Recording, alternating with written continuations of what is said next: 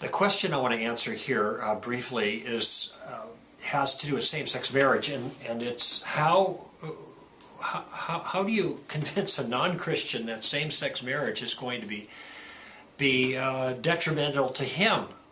How is it going to hurt that person or people who don't share our spiritual convictions? And the difficulty here, of course, is that people have to see the long-term consequences of ideas, not just am I going to be hurt tomorrow with some same-sex couple living down the street or across town or something like that. And the answer is, of course, in that sense, probably nothing. But in the long term, there are going to be consequences because ideas have consequences. So let me try to lay it out. There are two options to the question, what is marriage? It is either something in particular or it's nothing in particular. It's either got a natural teleology, that means that nature or God, however you want to construe it, if you're talking with a non-Christian you could say nature, has established reality to be a certain way so that men and women get together to have children, and that's the foundation of society, families. And culture has a desire to protect that. Or there is no natural teleology or natural end to marriage or family, and they can be anything you want them to be. Now, the same-sex marriage crowd wants to argue that marriage is a matter of definition and we can redefine it any way we want. And therefore we can redefine it as same-sex marriage.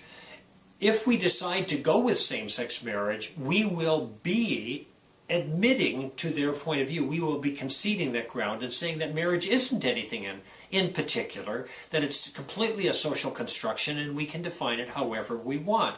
But once we do that, we have said we can define it however we want. And of course that would include same-sex marriage if we chose to do that, but it would include a whole lot of other things as well. Polygamy, polyandry, that's multiple husbands, one wife. Polyamory, that's like group marriage. Now when I bring this up as a consequence to the idea, people will respond and say, well, that's ridiculous. And I say, I agree, it is ridiculous, but it follows from your view. Once you say that there is no definition or natural teleology to marriage, that it can be anything you want to make it, it can be anything you want to make it. And what's to stop those things? The answer is nothing. They're already in the wings right now, legally speaking, ready to be on the ballot. People are already advancing those ideas. It's happened in other parts of the world. And by the way, there are more bizarre forms one could suggest, like, what about humans and animals? Now, I know you're thinking, that is the craziest thing. No one would ever think of that nonsense. This is what we said about same-sex marriage 20 years ago, and look at where we're at right now.